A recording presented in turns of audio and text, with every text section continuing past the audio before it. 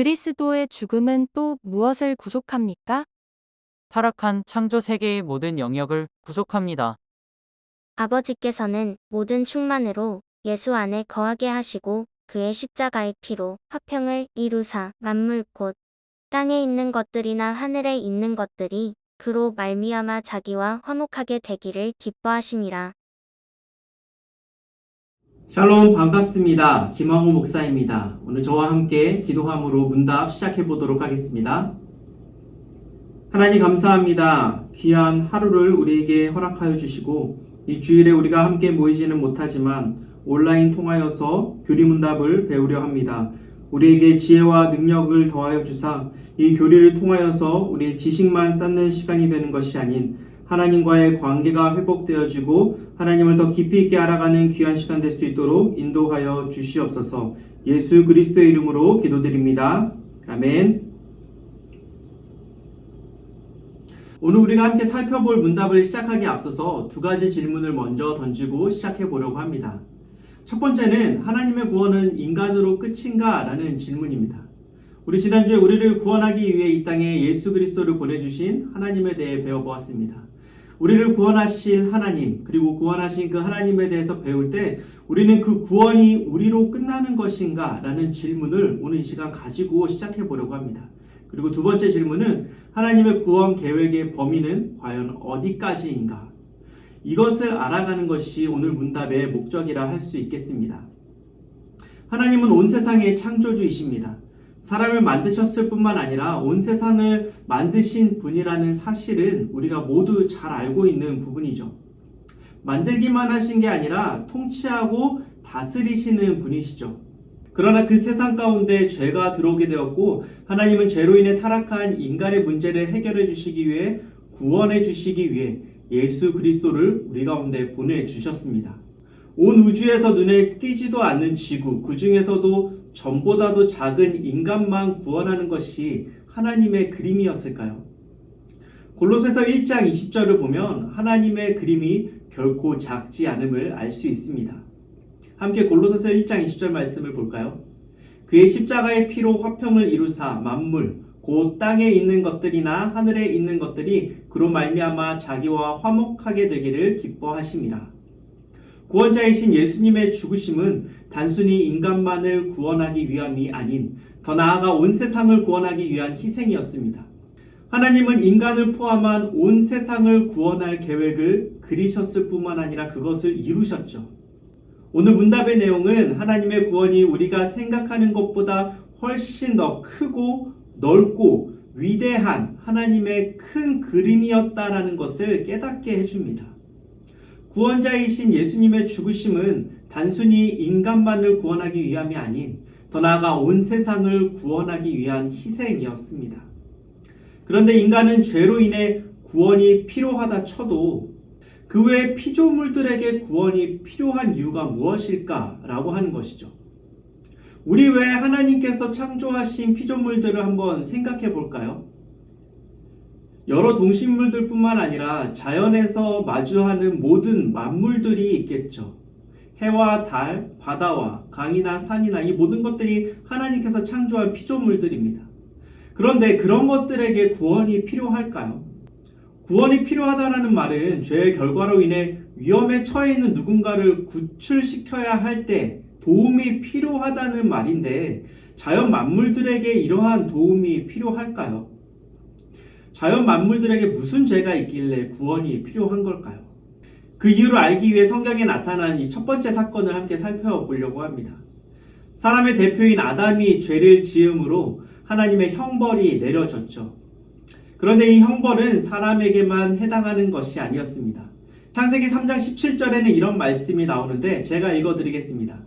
아담에게 이르시되 내가 내 아내의 말을 듣고 내가 내게 먹지 말라 한 나무의 열매를 먹었은즉 땅은 너로 말미암아 저주를 받고 너는 내 평생에 수고하여야 그 소산을 먹으리라. 아담이 지은 죄의 영향으로 인해 자신뿐만 아니라 땅과 온 세상까지 저주를 받게 되었습니다. 온 세상에 구원이 필요한 이유가 무엇이냐라고 묻는다면 우리는 이렇게 답할 수 있죠. 아담의 그 원죄로 인해 인간뿐만 아니라 온 세상이 저주받고 타락하였기 때문입니다. 하나님께서는 저주받고 타락한 인간뿐만 아니라 온 세상을 구원할 마땅히 해야 할 계획을 세워 놓으신 거죠. 예수 그리스도께서 다시 이 땅 가운데 오실 때에 우리는 부활의 첫 열매이신 예수 그리스도와 같이 잠자는 자나 깨어있는 자나 모두 같이 부활하여 구원의 자리 가운데 나아갈 것입니다. 그리고 그렇게 구원받은 자들은 하나님께서 창조하신 새로운 땅 가운데 살아갈 것입니다.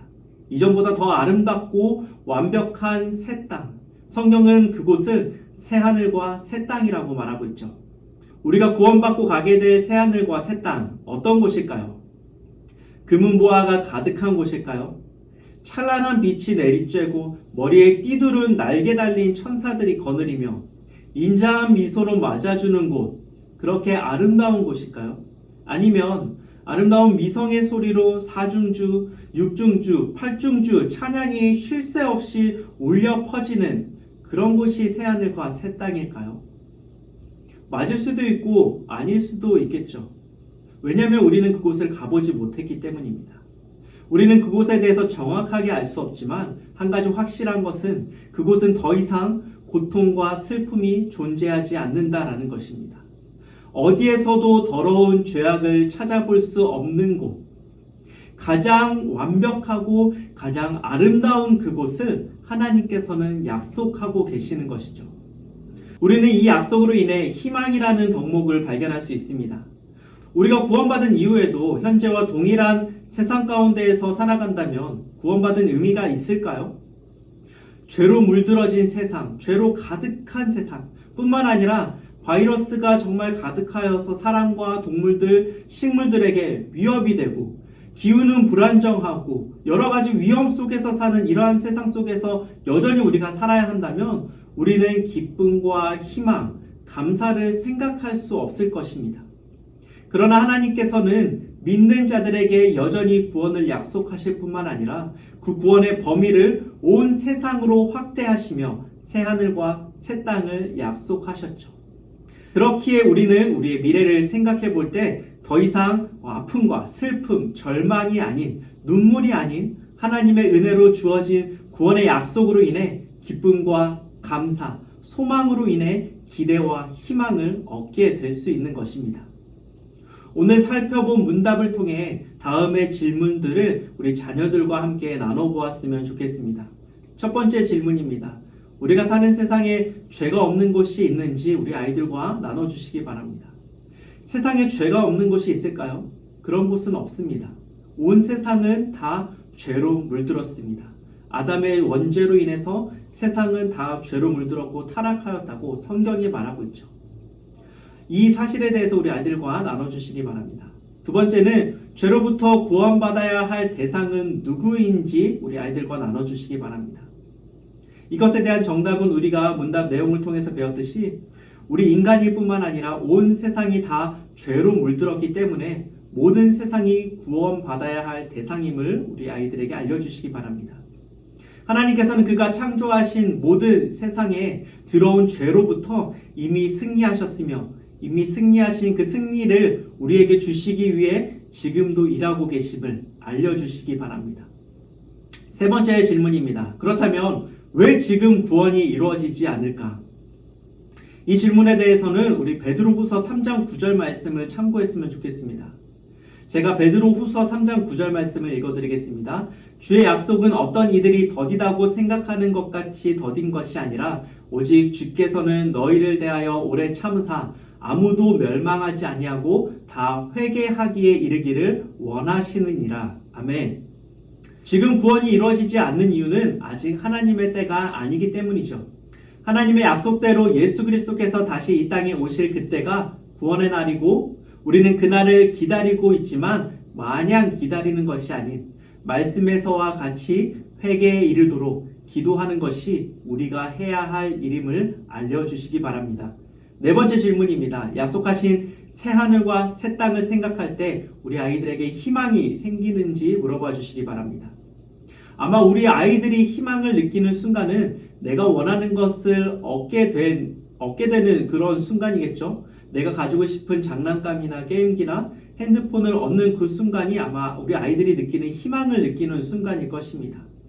그러나 구원이라는 것이 당장 눈앞에는 보이지 않고 언제 이루어질지 모르는 것이지만 약속하신 미래를 기대하고 이 기쁜 마음을 품는 것 또한 희망임을 알려주시기 바랍니다. 오늘 우리가 나눈 문답, 하나님은 인간뿐만이 아니라 온 세상을 구원하실 큰 그림을 가지고 계시다는 것을 살펴보았습니다. 우리 자녀들과 하나님의 위대하시고 크신 구원 계획을 함께 나눠보므로 우리를 향하신 크고 놀라우신 주님의 사랑을 발견하는 각 가정이 되길 간절히 소망합니다. 제가 기도하고 마치도록 하겠습니다. 하나님 감사합니다. 하나님의 구원을 생각할 때 지금까지 우리는 나에게만 주어진 구원이라 생각하며 살아갔습니다. 그러나 하나님은 더 완벽한 구원을 준비하고 계심을 오늘 문답을 통해 배웠습니다. 우리에게 더 좋은 것을 주시기 위해서, 가장 아름답고 가장 완벽한 것을 주시기 위해서 지금도 일하시는 하나님을 찬양합니다. 이 문답의 시간들을 통하여서 이 찬양의 목소리가 각 가정 가운데 울려 퍼지도록 은혜를 더하여 주시옵소서. 예수 그리스도의 이름으로 기도드립니다. 아멘.